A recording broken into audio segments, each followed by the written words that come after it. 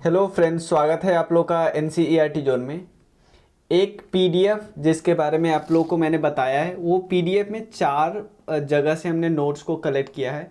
जैसे कि 3 तो किताब हो गई हमारे, लूसेंट, क्राउन, एनसीईआरटी की समरी, और उसके अलावे घटना चक्र का जो पूर्वावलोकन है ना, ये आपको वन लाइनर के फॉर्म में है। बट इस वन लाइनर में मैं स्टोरी को घुसा रहा हूँ, जिससे आपका कॉन्सेप्ट भी साथ के साथ क्लियर हो। इंग्लिश में ये ऑलरेडी आ चुका है और ये हिंदी का पहला वीडियो है। आप लोग देखना और बताना कि इसमें क्या बदलाव किए जा सकते हैं।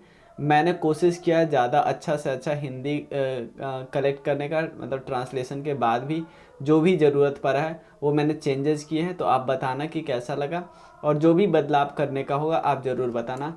आप जो डिस्क्रिप्शन में हमारे नंबर है वहाँ पे टेक्स्ट कर सकते हो। तो चलिए शुरू करते हैं। सबसे पहले ये टॉपिक हम लोग डिस्कस कर रहे हैं महात्मा गांधी जी के बारे में। बेसिक्स महात्मा गांधी जी के बारे में क्या क्या है वो डिस्कस दिया हुआ है। सबसे पहले दिया हुआ है महात्मा गांधी जी का जन्म हुआ था 2 अक्टूबर 1869 को पोरबंदर में। 2 अक्टूबर 1869 को 2 अक्टूबर को, एक तो हम अपने देश में क्या कहते हैं, गांधी जयंती मनाते हैं, और ये नेशनल हॉलीडे है। 3 नेशनल हॉलीडे है, उसमें से एक नेशनल हॉलीडे ये भी है। इस दिन ही आपको पता है लाल बहादुर शास्त्री जी का भी जन्म हुआ था। लाल बहादुर शास्त्री जी ने जय जवान जय किसान का नारा दिया था 1966 के अप्रॉक्स, क्योंकि उस समय एक तो हम लड़ाई लड़ रहे थे पाकिस्तान से और चाइना से हमने लड़ा था, और बहुत सारे ड्रॉट 2 बारी लगातार 2 साल आ गया था, जिसके कारण काफ़ी सूखा हो गया था।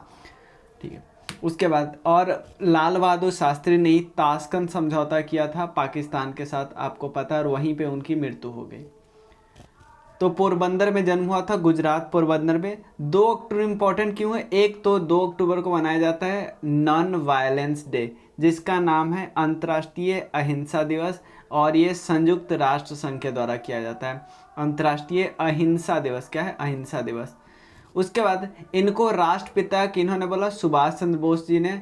और महात्मा गांधी इनको क्या बोलते थे? राष्ट्रभक्तों में राष्ट्र, सबसे बड़ा राष्ट्रभक्त, राष्ट्रभक्तों में राष्ट्रभक्त। ठीक है, और ये इनको क्या बोलते थे? Father of nation. Rabindranath Tagore ji इनको क्या बोलते थे? गुरुदेव। रविन्द्रनाथ टैगोर जी इनको बोलते थे महात्मा। महात्मा गांधी जी इनको गुरुदेव बोलाते थे। स्वच्छ भारत दिवस भी 2 अक्टूबर को मनाया जाता है जल शक्ति मंत्रालय के द्वारा, और स्वच्छता पुरस्कार भी वितरण किया जाता है। इनके राजनीतिक गुरु का नाम था गोपाल कृष्ण गोखले। ठीक है ना, गोपाल कृष्ण गोखले इनके तो राजनीतिक गुरु थे ही, साथ के साथ जिन्ना के भी राजनीतिक गुरु थे, याद रखना है। इनके दोस्त का नाम है एक चार्ल्स एंड्रयूज। चार्ल्स एंड्रयूज का नाम, ये लोग दीन बंधु थे, दीन बंधु बोलते थे चार्ल्स एंड्रयूज को। और जमन लाल बजाज, ये बैंकर थे और गारमेंट्स का धंधा करते थे। उनके बाद इनकी जो कॉलेज की पढ़ाई थी वो तो सामल दास डिग्री कॉलेज में हुई थी, कॉलेज में, जो कि भावनगर स्टेट में है। उसके बाद बैरिस्टर की ट्रेनिंग इन्होंने इनर टेम्पल लंदन से ली थी, लंदन से ली थी। इनके पिता का नाम था करमचंद गांधी, जो कि वांकानेर और राजकोट के दीवान हुआ करते थे। ठीक है, उसके प्यारे लाल जी की बात करें, प्यारे लाल नैयर, नोआ खोली जो इंसिडेंट हुआ था, नोआ खाली जो इंसिडेंट हुआ था, वह उस समय गांधी जी के सचिव हुआ करते थे। गांधी जी ने सत्य और अहिंसा का नारा दिया था। सत्य और अहिंसा का मतलब, यानी गांधी जी पॉलिटिक्स का मतलब क्या समझते थे? गांधी जी पॉलिटिक्स का मतलब समझते थे सबका भला हो, क्या है? सबका कल्याण हो। उसके बाद दक्षिण अफ्रीका में जो उन्होंने सत्याग्रह किया था 1893 में, दादा अब्दुल्ला उनको 1 साल के लिए बुला के ले गए थे। शुरुआत में दादा अब्दुल्ला उनको बुला के ले गए थे 1 साल के लिए। ठीक है, लेकिन 1893 से 1915 लगभग 22 साल वहीं रह गए वो।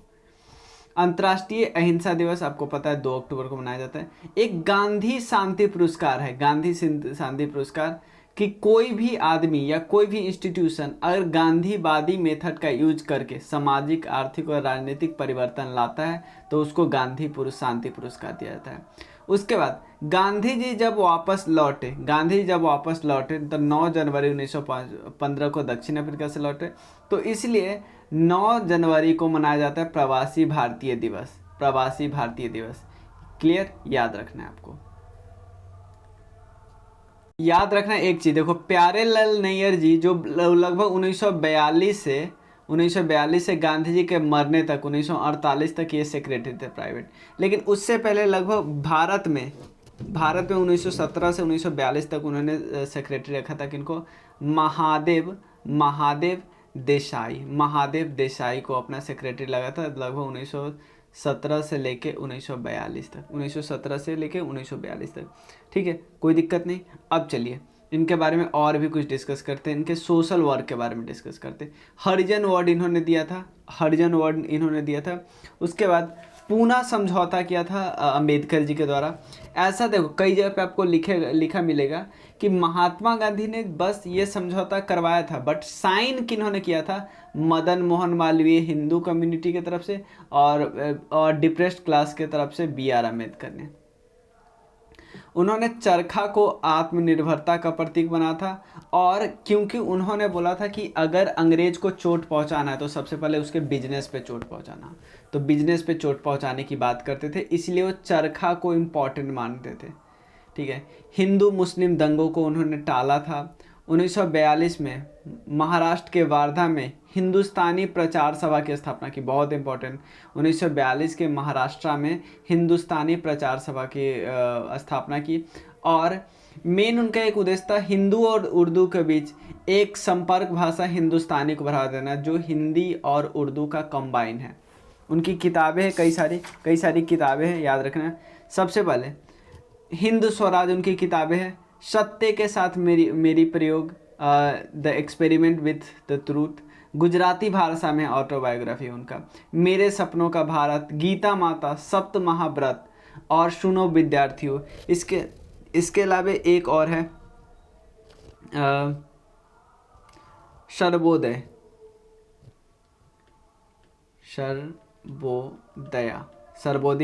1908 में। एक्चुअली सर्वोदय यहाँ पे इसलिए नहीं लिखा हुआ कि जो एक किताब है ऑन टू द लास्ट, ठीक है, ये किताब एक्चुअली रस्किन साहब की है, John Ruskin, on to the last. इस किताब का इन्होंने ट्रांसलेशन जो किया था ना गुजराती में इस ट्रांसलेशन को ये लोग बोलते थे सर्वोदय। क्या बोलते थे? सर्वोदय। ठीक है, उसके अलावा कई सारी किताबें लिखी थी। इंडियन ओपिनियन साउथ अफ्रीका में, याद रखना, साउथ अफ्रीका में। हरिजन, यंग इंडिया का देखो, यंग इंडिया इंग्लिश में था, नवजीवन यंग इंडिया का ही गुजराती वर्जन है, मान सकते हो। यंग इंडिया मतलब कि गुजराती वर्जन है। आगे मृत्यु हुआ था 30 जनवरी 1948 को, नाथूराम गोडसे ने उनकी गोली मार के हत्या कर दी थी। उनके बाद जैसे उनकी मृत्यु हुई किस दिन? 30 जनवरी को, और 30 जनवरी को हम लोग शहीद दिवस मनाते हैं। और जवाहरलाल नेहरू ने इस बात बोला कि हमारे शरीर से रोशनी चली गई, हम लोग के जीवन से। देख लेते साउथ अफ्रीका में उन्होंने क्या क्या किया था। सबसे पहले दादा अब्दुल्ला उनको डरबन बुलाए थे 1 साल के अनुबंध के लिए। ठीक है, डरबन से जब प्रिटोरिया जा रहे थे ना, तो एक स्टेशन है सेंट पिट्सबर्ग करके, पिट्सबर्ग स्टेशन है, वहाँ पे उनको निकाल दिया गया था प्रथम सैनिक डिब्बा से, क्योंकि इवन वो अंग्रेज़ों का बोलना था कि ब्लैक के पास, मतलब जो नॉन वाइट है, उनके पास अगर फर्स्ट क्लास का डिब्बा है ना तो भी नहीं बैठ सकते। नेटल इंडियन कांग्रेस बनाया गया था कब? 1894 में, याद रखिए। ठीक है, उसके बाद बोर बार के लिए उनको वो मेडल मिला था, वोर बार के लिए, जुलू एंड वोर बार। इसमें पता है आपको, महात्मा गांधी ने एक कोर बनाया था, जिस कोर का नाम रखा था 1899। इस कोर का नाम मैं आपको बताता हूँ। इस कोर का नाम है इंडियन आत्मधर्म। मतलब कि इंडियन का आत्मधर्म क्या है? किसी का मदद करना, चाहे कोई कहीं का भी हो।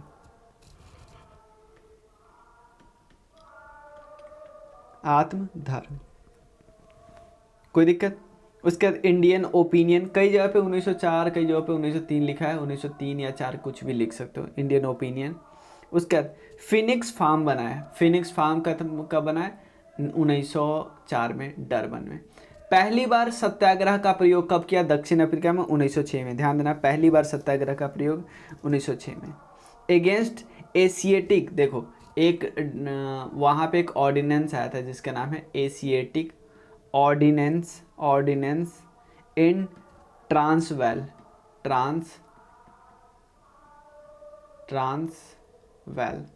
ठीक है ना, इंडियन ऑर्डिनेंस लाया गया था।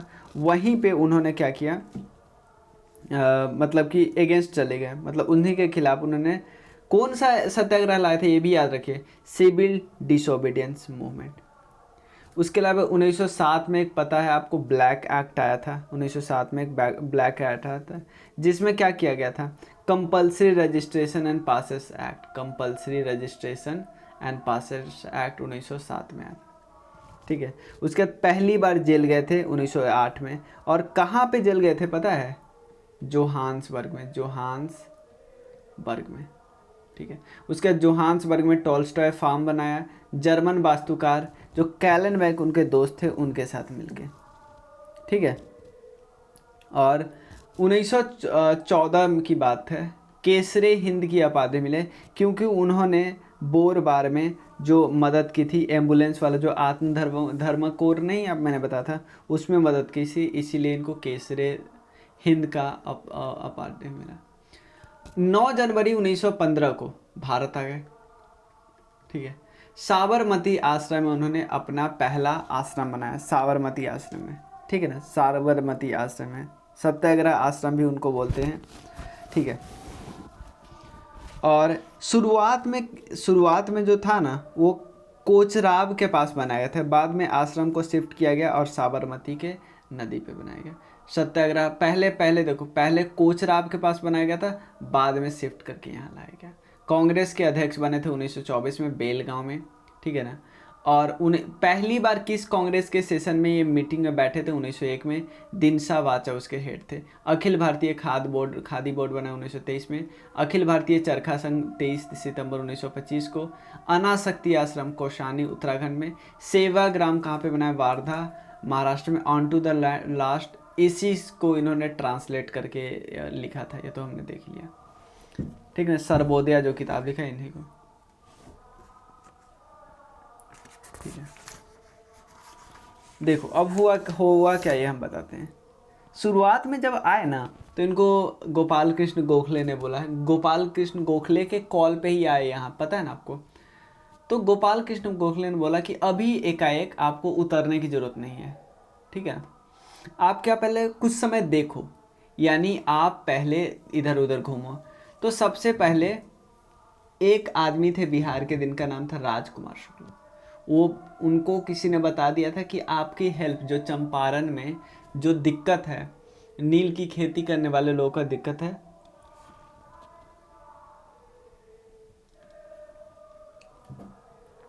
नील की खेती करने वाले दिक्कत है, तो आपके दिक्कत को सिर्फ सॉल्व कौन कर सकते हैं, महात्मा गांधी। तो राजकुमार शुक्ल पहुंच गए आश्रम, बट आश्रम में गए तो पता चला कि गांधी जी तो लखनऊ में है। कहाँ पे गांधी जी, लखनऊ में है। और लखनऊ में, लखनऊ जो सेशन हुआ था ना 26 से 30 दिसंबर का, वहाँ पे वो अटेंड कर रहे थे।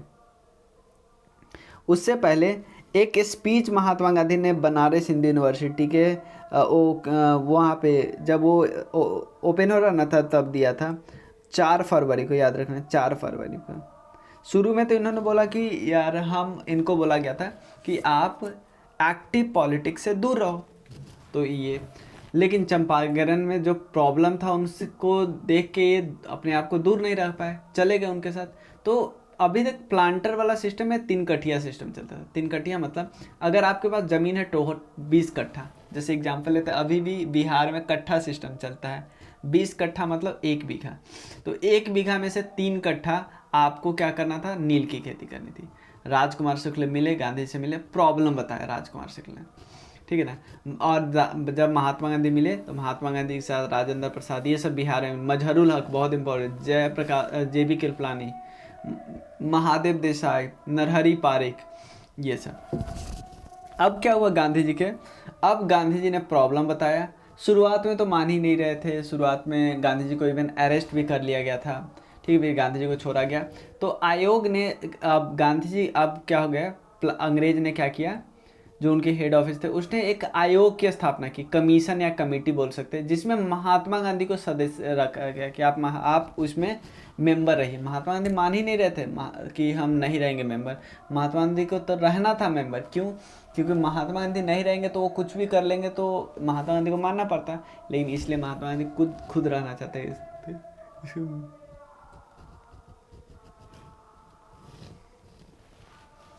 अब प्लांटर को 25% पैसे वापस करने थे।